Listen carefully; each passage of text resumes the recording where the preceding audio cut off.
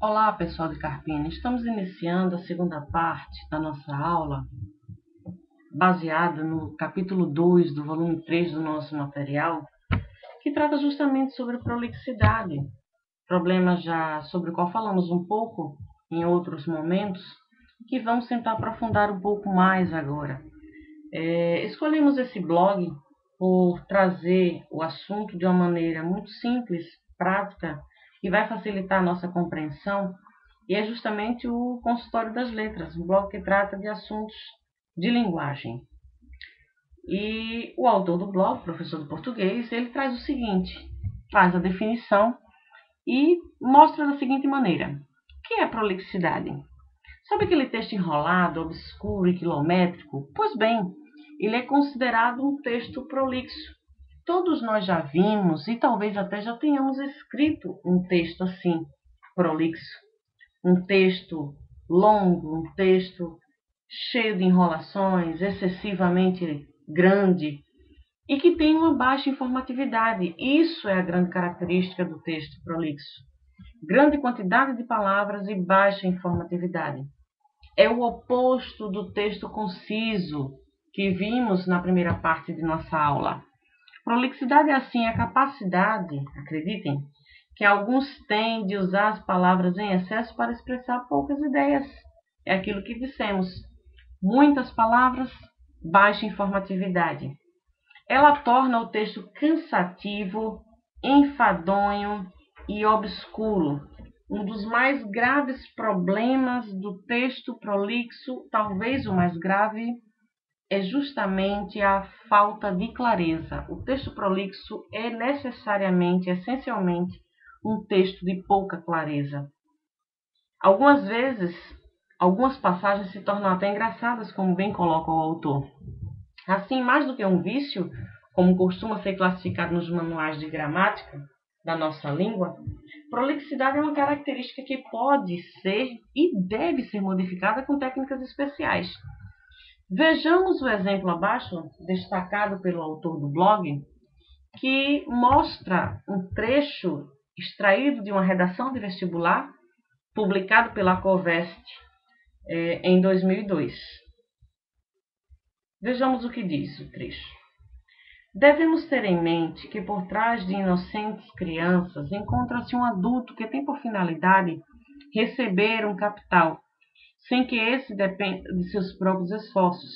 Certas atitudes esdrúxulas de adultos exploradores faz com que o futuro do nosso país, que são nossas crianças, vá emergindo num oceano de problemas, onde a solução para tais equívocos fique mais distante do que já se encontra. Observemos o seguinte.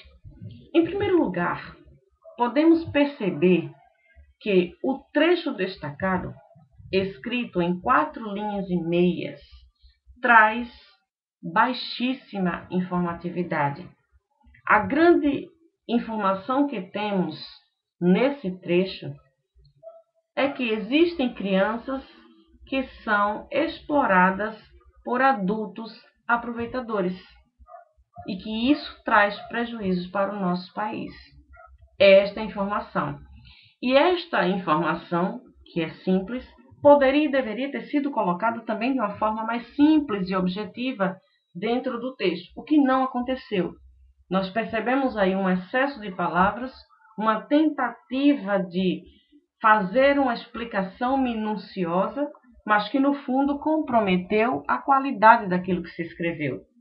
Quando nós falamos em texto escrito, precisamos entender que o fluxo do nosso pensamento, como já dissemos em outro momento, a velocidade com que pensamos não corresponde à velocidade da nossa capacidade de escrita.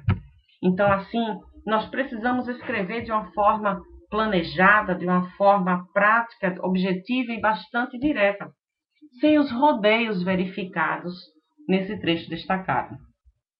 Além disso, há também alguns elementos, alguns pontos, aspectos importantes de ordem também gramatical que precisamos observar nesse texto e que não poderíamos deixar de fazê-lo, uma vez que estamos tratando de produção escrita, e é justamente sobre a utilização deste pronome aqui, esse. Releiamos, então, o que diz o primeiro período. Devemos ter em mente que por trás de inocentes crianças encontra-se um adulto que tem por finalidade receber um capital sem que esse dependa de seus próprios esforços. O termo esse, sem clareza, pode se referir ambiguamente ou a capital ou a adulto. Não temos a precisão dentro do texto que nos aponte para um ou outro termo. E isso mostra a falta de clareza do texto. Então, a utilização equivocada de um pronome demonstrativo comprometeu a clareza do trecho. Além disso, quando prosseguimos na leitura, podemos observar o seguinte: certas atitudes esdrúxulas. A palavra esdrúxula, com certeza, não faz parte do vocabulário cotidiano da grande maioria do povo brasileiro. É uma palavra pouco usual, é uma palavra difícil, é uma palavra que está restrita a um vocabulário mais selecionado, que foi utilizada nesse texto, nesse trecho do texto, de uma forma equivocada.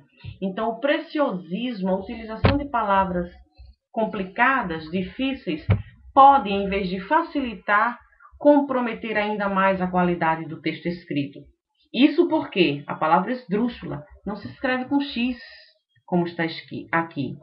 O que nós vemos na grafia correta, o que teríamos seria ES e não EX, como está aqui. Daí, o cuidado que se deve ter ao se produzir um texto escrito, uma vez que eu só devo utilizar uma palavra quando eu tenho absoluta segurança da forma como essa palavra se escreve. O preciosismo, em vez de ajudar, pode muitas vezes prejudicar ainda mais a qualidade do nosso texto. Então, fora essas duas observações de ordem gramatical, quando observamos o trecho de uma forma geral, percebemos que o segundo período, que se inicia aqui, em certas atitudes esdrúxulas, traz a repetição de informações já contidas no primeiro período. É uma tentativa de explicar melhor, e isso através da construção de uma imagem metafórica, como percebemos aqui, em imergindo num oceano de problemas. E isso tudo é nitidamente uma tentativa da construção de um texto elegante, bonito, mas que trouxe problemas. Por quê? É nada mais, nada menos do que a repetição de ideias e a utilização de ideias que não são absolutamente essenciais para um texto escrito, para a compreensão desse texto. Então, toda informação que não seja absolutamente necessária para o texto precisa deixar de ser colocada. Então, a prolixidade, ela pode, como diz o autor do blog, nocautear a clareza do seu texto. Observemos aqui também a imagem, né, do texto nocauteado.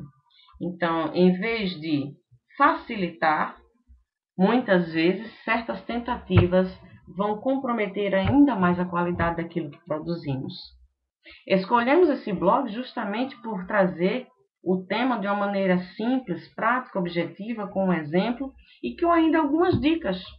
Então é importante, vamos observar as dicas que esse blog traz para que se evite a construção de um texto prolixo. Evite as inversões sintáticas pedantes e artificiais. O que é isso? Quando falamos em inversão sintática, estamos falando necessariamente da construção frasal, da organização da estrutura frasal. E isso é nada mais, nada menos do que a observação da ordem que, tradicionalmente na língua portuguesa, é marcada por sujeito, verbo, complementos verbais e adjuntos adverbiais. Toda e qualquer tentativa de modificação dessa ordem só deve ser feita quando houver absoluta segurança por parte de quem está escrevendo o texto. Porque nessa tentativa de inversão incorre-se o risco de erros na pontuação e de comprometimento, portanto, da clareza do texto. da construção de um texto obscuro, prolixo, confuso e problemático. Uma outra dica também colocada pelo autor é a seguinte: escolha a simplicidade no uso da linguagem.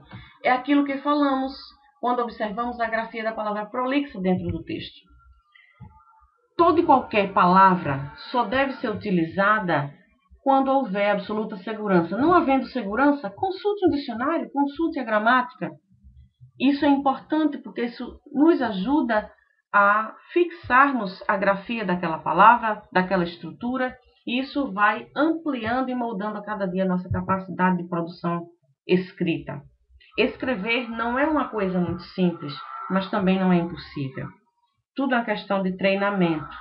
A linguagem dissertativa, e aí eu diria não só dissertativa, mas também a linguagem acadêmica, a linguagem jurídica, a linguagem profissional, precisa ser elaborada, mas também precisa parecer natural. O preciosismo, em vez de ajudar, é algo que compromete a qualidade do seu texto. Precisa, portanto, ser evitado. Uma outra dica importante é: seja objetivo e direto, nada de expressões redundantes. A redundância é a repetição desnecessária de alguma informação já dada dentro do texto. Então, se a informação já foi dada, é importante que não mais a repitamos, porque toda repetição desnecessária é essencialmente uma prolixidade e precisa, portanto, assim, ser evitada. Então, vamos seguir essas dicas e vamos então partir para a produção de textos mais concisos e de melhor qualidade. Até lá!